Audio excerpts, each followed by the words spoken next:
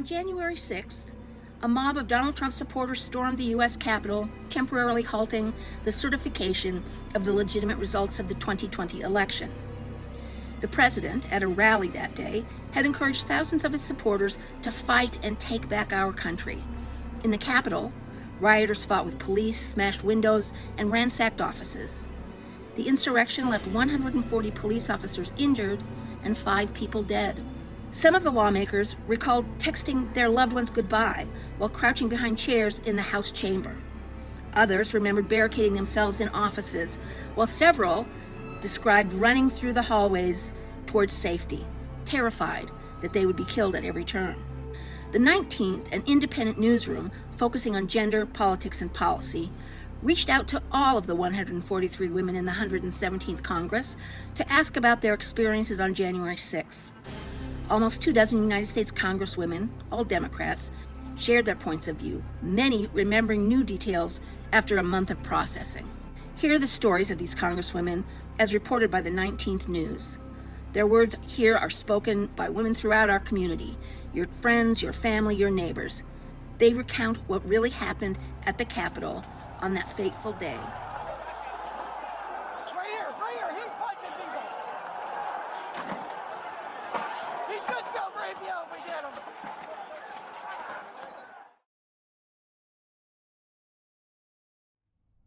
Sarah Jacobs, Democrat, California. I got to the office early that morning, around 7:30 a.m. or 8 a.m.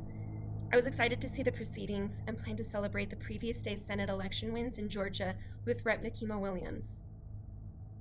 Well, I had seen what was going on in social media, so I was concerned about safety. I was concerned about violence at protests, but I always thought that would stay outside. Teresa Regia Fernandez, New Mexico, Democrat. It was my 3rd day on the job, and I was pretty damn excited. We had 2 Democratic senators joining us from Georgia, as well as certifying the president. My 20-year-old son, youngest of 3 boys, came to work with me that day. He knew it was going to be a long day, and he was excited. He brought a pillow, and he wore his suit.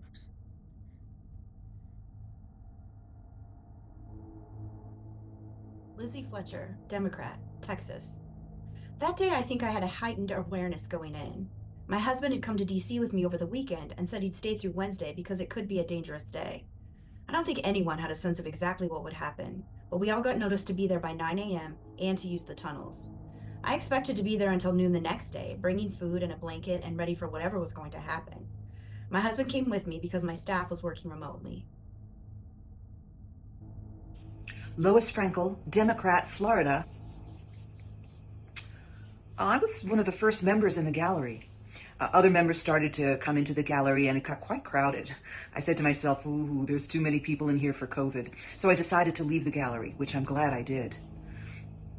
Representative Spanberger, a friend and former CIA official, told me to take off my member pin and tell people I'm a secretary. I thought, really?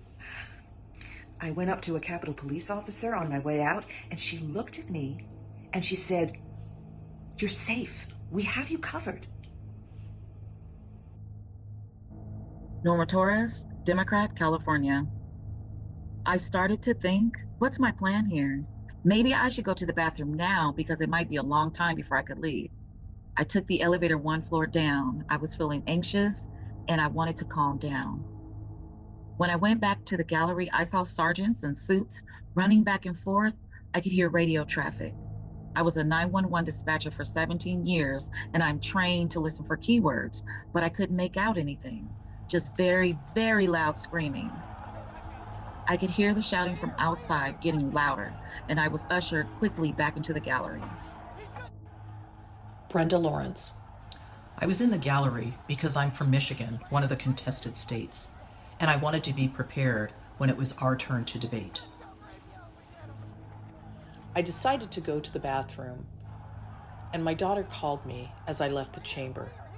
She asked me where I was and if I knew what was going on. I told her I was at the Capitol and didn't. "Mom," she says, You need to get out of there. You need to leave right now. Mom, promise me. When I was in the stall, I heard a man screaming, asking, "Who's in there?" I didn't know who it was, so I stayed in the stall and kept quiet. Later, another man came in, identified himself as Capitol Police, and said I had to get out now. I tried to wash my hands, but he practically pushed me out and onto the house floor.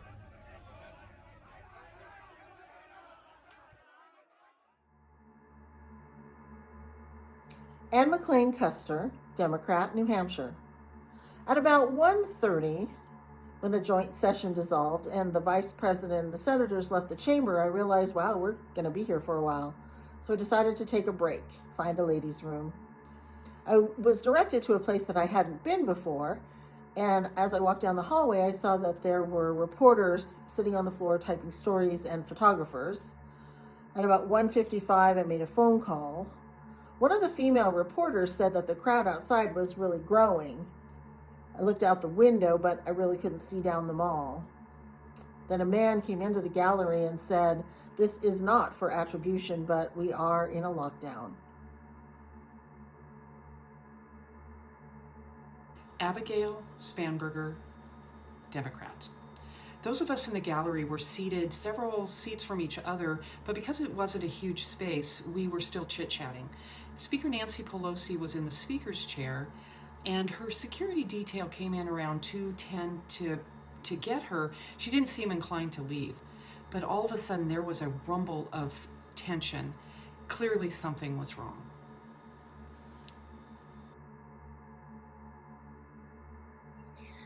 Betty McCollum, Democrat, Minnesota.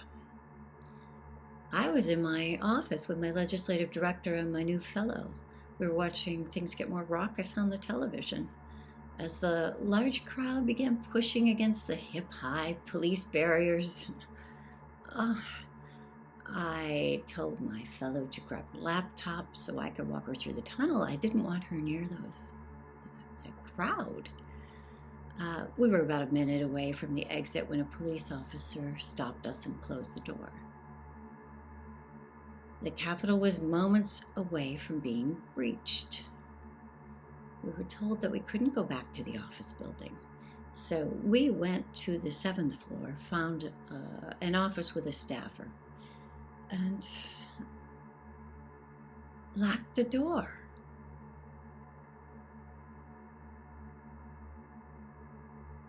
10 minutes after I had left the gallery due to COVID-19 concerns, I walked into a lounge room about 15 yards from the chamber to wait my turn to vote. A couple of minutes later, I heard a loud alarm. "Alert! Alert! Alert! Take cover!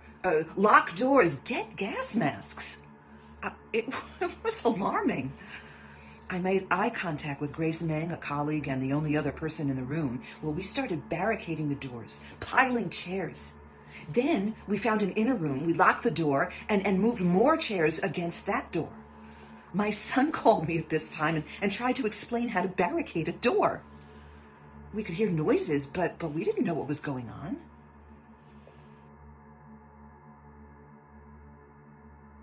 An officer with a walkie-talkie interrupted the proceedings, went to the mic, and told us the Capitol had been breached. A few minutes later, another police officer told everyone to take cover. Soon after, we heard banging on the door. It was vibrating, and I thought, oh my God, am I gonna die today? Is this it? Am I gonna die today? I thought of my daughter telling me to get out. I stood, I knelt, and then I stood back up again because I didn't know what to do. Then some officers came in and ushered those of us on the house floor out.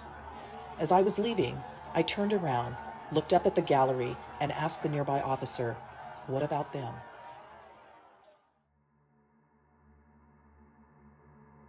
Kathleen Rice, Democrat, New York. I was barricaded in an office with a colleague just one floor below where the rioters broke out on the west side. For about an hour, it sounded like there was a herd of elephants smashing through windows and making all this noise.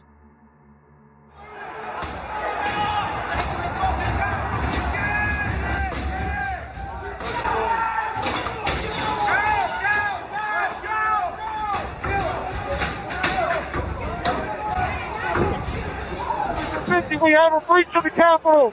Breach of the Capitol to the upper level! Jack, be advised they're requesting additional resources on the east side as they've broken into that window and they're trying to kick it in.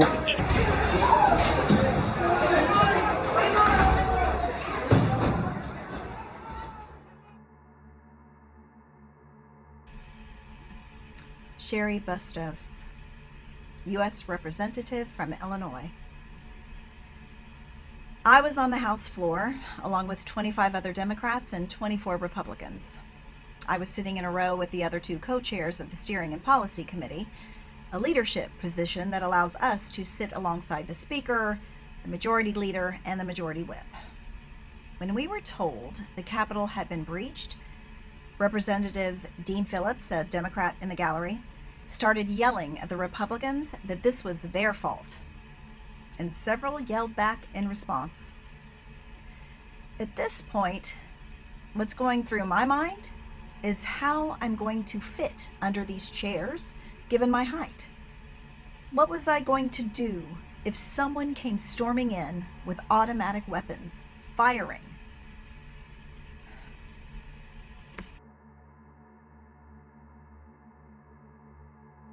Veronica, Escobar, Texas. When Phillips stood up and started yelling at the Republicans for their role in this violence, I stood up and yelled, "I'm with you, buddy." I remember hearing the pounding. I began to feel rage more than fear. I was feeling anxious, nervous, deeply unsettled, and rage. I could not believe that these people had made it all the way up the Capitol steps and that our constitutional duty was being obstructed. It had not really clicked in a meaningful way just how much danger we were in.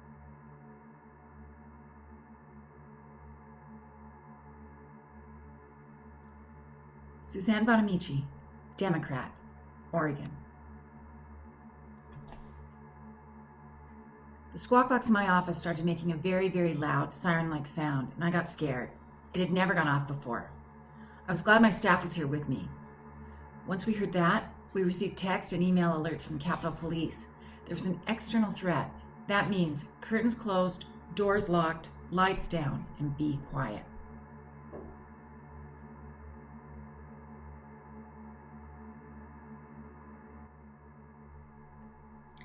They told us in the gallery to be ready to take the gas masks from under our seats and prepare to evacuate, even while it seemed the debate was still going on. There was tear gas in the rotunda, the police said. I had a really hard time opening the packaging for the escape hood. I texted my parents and told them I was in the safest place I could be.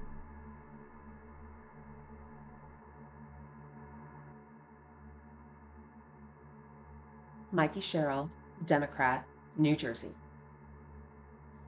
The last time I had a gas mask on was when I was in the military, but these looked very different. I turned to other members who looked a little shell-shocked and made sure they were following instructions.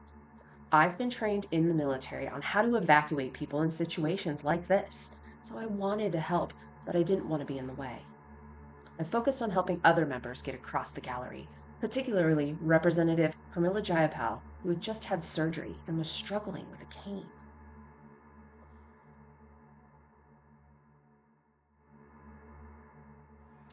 It was a chaotic situation. The gas masks were buzzing, and my husband texted me and said it didn't look good. I wanted to maintain some level of humor, so I told him, look, my hair's back in a ponytail, which to me means I'm ready to fight. I had a pen in my hand, and I told him, I'm not going down without stabbing this in someone's neck. It was a bit of dark humor. But we joked that maybe I could gain a bunch of Twitter followers if I took out some would-be Nazis. Anyway, I am a former CIA agent, and I am trained in a whole host of uncomfortable situations.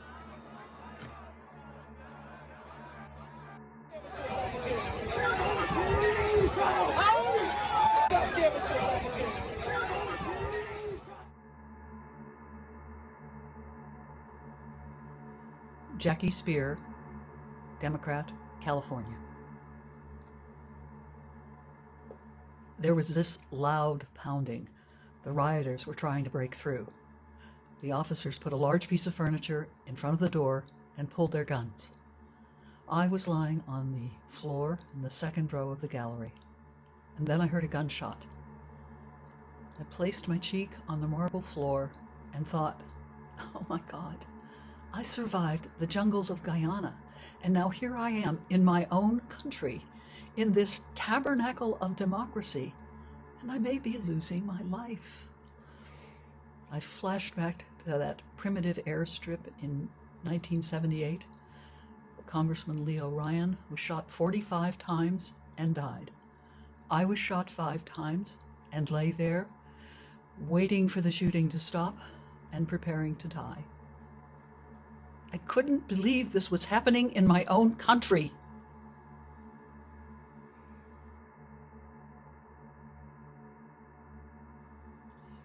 Rosa DeLauro, Democrat, Connecticut.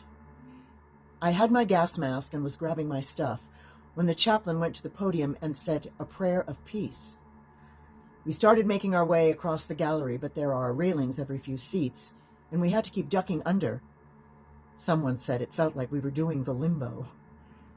The glass was being smashed by the rioters, so our security told us to get down, and someone shouted to take off our congressional pins. I was lying on the floor, and I had very little juice left in my phone. But I called my husband. I was afraid to say I love you, because it harkened back to 9/11.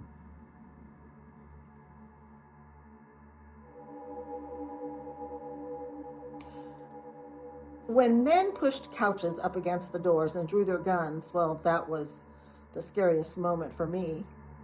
I thought, what if when the doors open, the people that come through have automatic weapons and they're looking for members of Congress? I grabbed Representative Sara Jacobs and said, we've got to get around this corner behind the railings of the gallery so that we're out of the line of fire.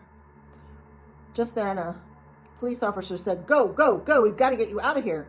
He told us to put on the gas masks and to run, but to keep down the full length of the Capitol. We got to an elevator, and I was having a bit of a panic attack and couldn't breathe. I thought, what if when those doors open, the people have guns and we get shot? A police officer stood in front of the doors and said, ma'am, I'm here to protect you.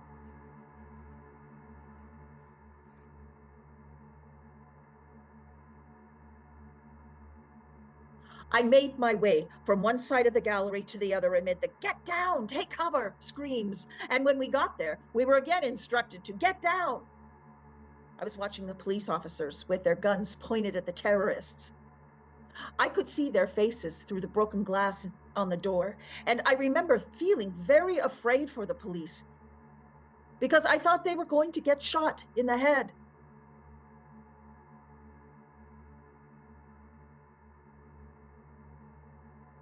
When the officer yelled, "Get up, go, go, go," I stayed behind to make sure the older members, those recovering from surgeries, and others who needed assistance were not left behind.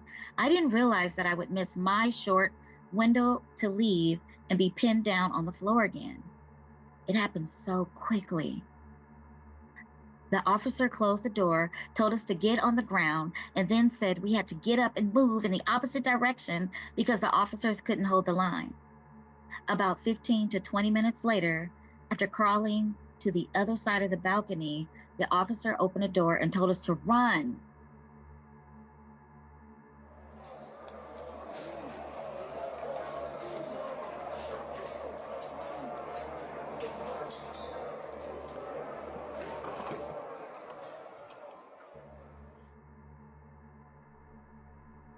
When the elevator doors opened, we started running through the hallways. We could hear the mob behind us and Capitol Police running, and that's when I was really scared. I really thought we were going to be killed. So I was thinking about what messages we needed to send to my team to make sure they would use this situation to at least create some good. I remember thinking to myself over and over again, I don't even know how to get out in normal times. It's my 4th day. I don't know how to get out.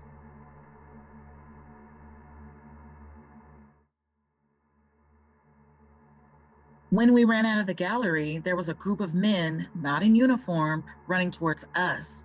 Some of my colleagues started screaming, some started praying harder. We were shocked. We thought it was the mob coming after us, but then they started yelling, "We are your security. We are here to protect you." They surrounded us and we kept running down the stairwells. During this time, my son, who was a police officer, called me. I answered the phone and said, "Sweetheart, I'm fine. I'm running for my life. I cannot talk to you right now."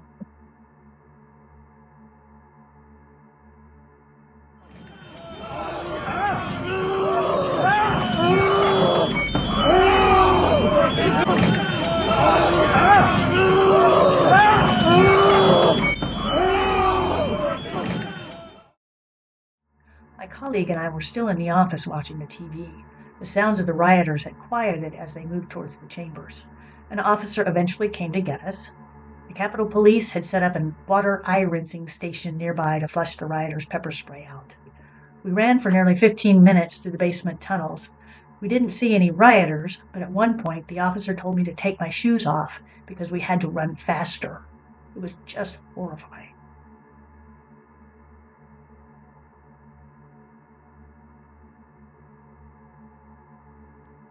I was in the last group to leave the gallery, along with Mikey Sherrill, because Pramila Jayapal was using a cane, and we stayed behind to make sure she got out safe.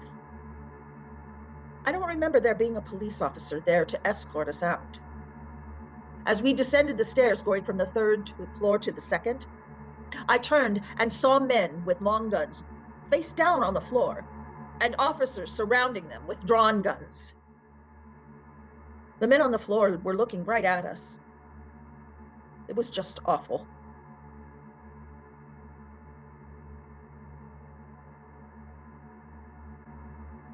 We ended up sort of leading the group to a secure location. It felt like it took forever to get to the safe room, because as we got to the bottom of each stairway or went to turn a corner, we didn't know if we would encounter a mob. I kept eyeing the elevators because that would have been so much more convenient. But I don't think any of us wanted to get on and have the doors open to a mob.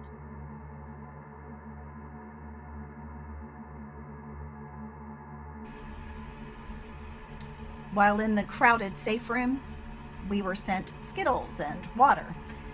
We hadn't eaten lunch. Some people were angry that certain members were not wearing face masks. At one point, the chaplain came in and said a prayer. After several hours, Speaker Pelosi finally came and told us that we weren't going to let the mob win. We didn't leave the room until about 8 p.m.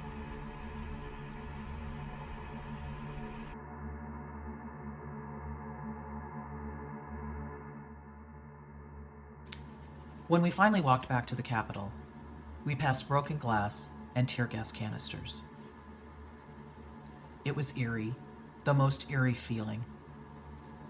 The bathroom that I had been in earlier was right where the woman was shot. I was in shock, not feeling emotions, just going through the motions.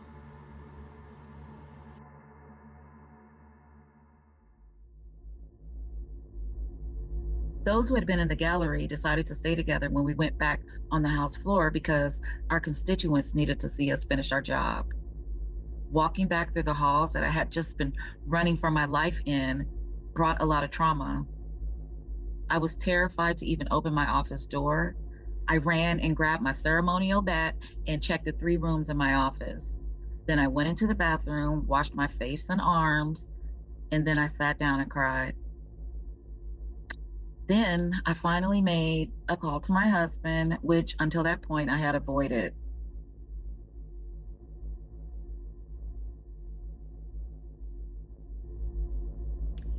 In between the Arizona and Pennsylvania vote, around midnight, I tried to take a little nap in my office. I was physically, emotionally, and mentally exhausted, but I couldn't even close my eyes. What if someone tries to knock on my door? What if someone got in my hallway? I didn't rest well.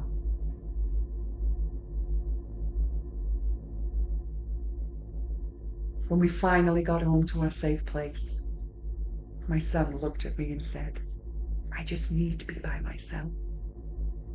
And I thought, my God, that kid's just experienced a traumatic event. That's when I cried. I thought about my colleagues.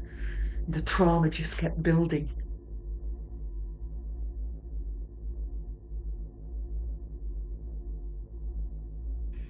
I couldn't get out of Washington fast enough, so I flew home early the next morning.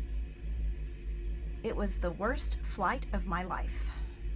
The plane was filled with people who had hours earlier stormed the Capitol. In the middle of the flight, 30,000 feet in the air, the woman in front of me stood up, ripped off her mask, and started yelling, "Patriots, when you get home, you need to storm your capitals. This can't end." There were loud chants in the back.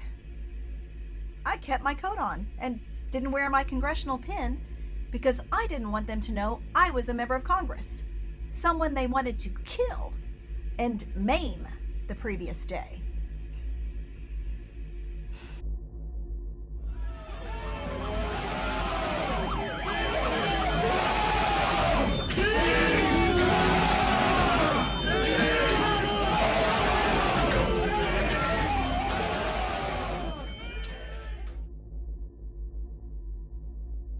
I definitely underreacted on January 6th. It wasn't until I flew home to Las Vegas the next day when it caught up to me. I started to see all the videos that people had taken from their own cameras.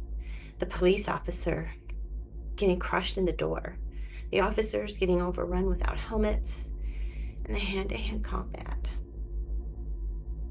By Saturday, I had to turn the TV off because it was triggering to hear that noise and hear how much danger we were really in.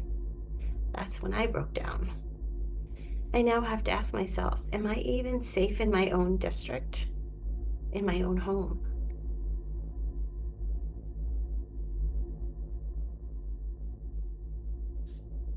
The idea that we should just move on remains the most terrifying to me.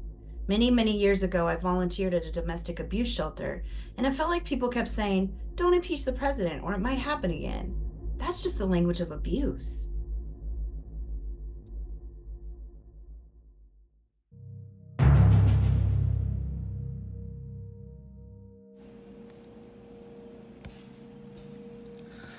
On the first anniversary of that violent breach at our nation's capital, the 19th News again contacted the 143 women of Congress to get their thoughts as they look back on this attack against democracy. The majority voiced the same concern. American institutions are grappling with hostility from outside and from within. The future of democracy is on shaky ground. However, a handful of Congresswomen remained hopeful that the Capitol riot would act as a wake-up call to all Americans to create a strengthened and more unified country. Here's what some of them had to say. In some ways, it feels like it was just yesterday. Because as we walk through the hallways, past places where we know the insurrectionists entered the building, I remember what it felt like that very day. So I think these repercussions have been felt throughout the year. I just had a telephone town hall recently, and a lot of people are expressing concern about political tension and what's going to happen. And we've seen an increase in threats and nasty language. I think it's all related. We were so close to abolishing the rule of law as we know. Our democracy is worth so much, and the world looks to us. I don't think that people truly understand how close we were. Think about that for a moment. How close we came to going from a world-admired democracy to a dictatorship. And we cannot forget that. If I were to assign an emotion about how I feel about what happened that day, I am still angry. I'm not proud to say that that's my emotion, but it is. I'm very, very, very angry. I feel like my anger about it has grown because of the people who now deny that this was any kind of anti-government act. The people who described it as just another day of tourism at the Capitol building. The people who downplay this as if it was not something terribly, terribly, terribly serious. An attack and an assault on our democracy.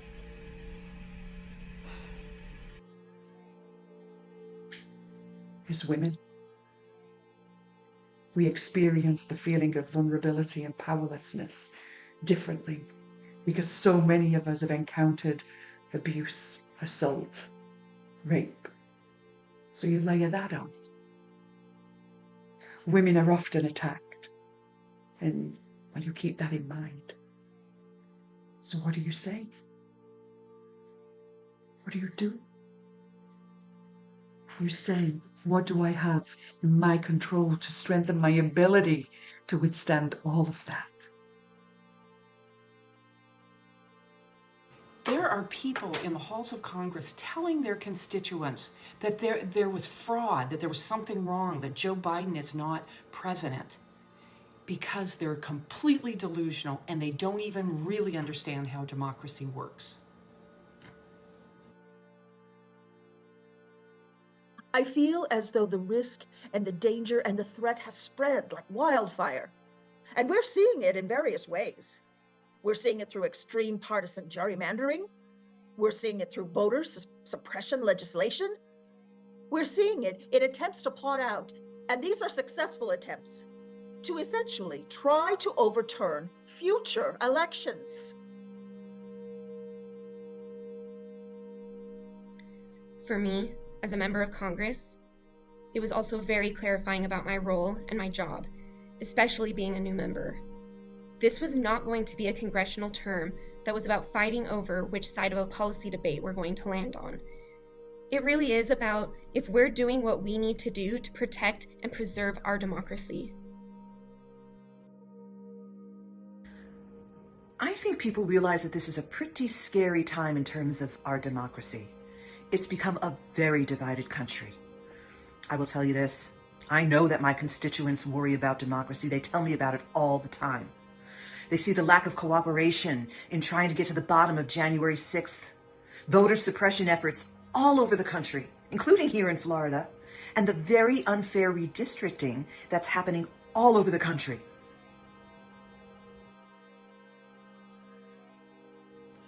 My biggest concern is the fact that the insurrection was an attempted coup, that it was premeditated, and that the president and all the king's men were attempting to overturn an election, and that this has not really registered with the majority of Americans. I don't believe they realize this is a four-alarm fire. We've become so accustomed to the antics of the former president that this just seems like more of the same. But it was a dastardly deed. And all the criminal charges and convictions now should be a message to all the militias and militia member wannabes that this is not going to be tolerated.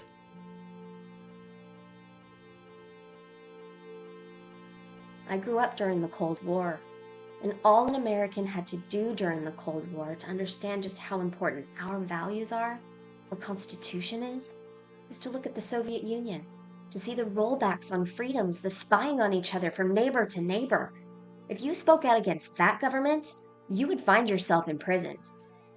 There just simply wasn't any flourishing of the human spirit in a way that we have in this country.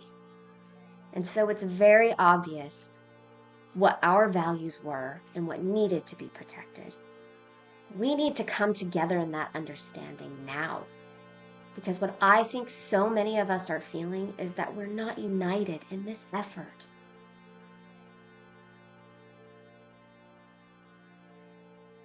I hope that January 6th will be remembered as a wake-up call, and how fragile our democracy is, and how for every person in this country, it is incumbent upon them to fight for basic democracy. And that means understanding civics and voting every year, and holding your elected officials accountable. I hope that we will turn back and remember that we came to the brink, and then we were able to repair ourselves and get back to a strong and vibrant democracy.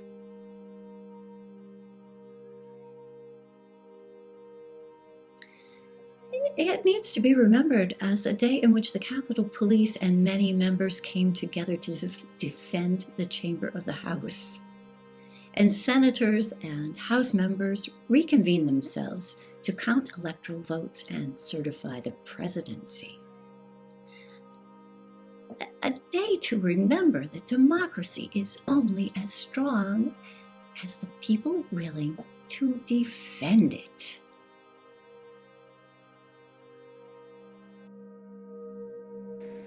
Deborah Ross, Democrat, North Carolina.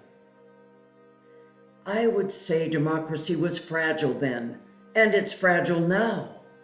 But our eyes are wide open now, and we're determined in a steely fashion to protect it with all our might. On January 6th, we just took so much for granted that everything would continue to proceed, that the United States, the oldest and longest democracy, would always be around.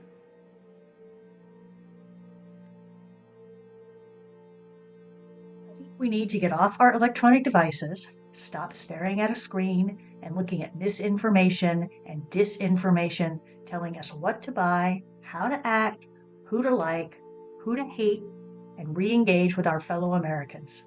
I mean, it's really that simple. Stop the divisive language and remember that there is more that unites us than divides us.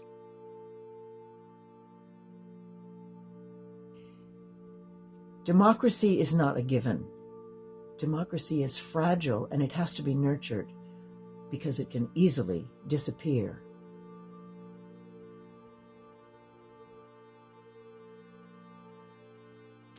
Mary Gay Scanlon, Democrat, Pennsylvania. It has to be a time of reflection and understanding that a democracy, a republic, takes work. You have to pay attention. Concepts are complex. You can't tweet the world's problems. They're too complex for Twitter. Do you remember the statement when the Constitution was being written? A woman came up to Benjamin Franklin and said, "What kind of government do we have here?" He said, "A republic, if you can keep it."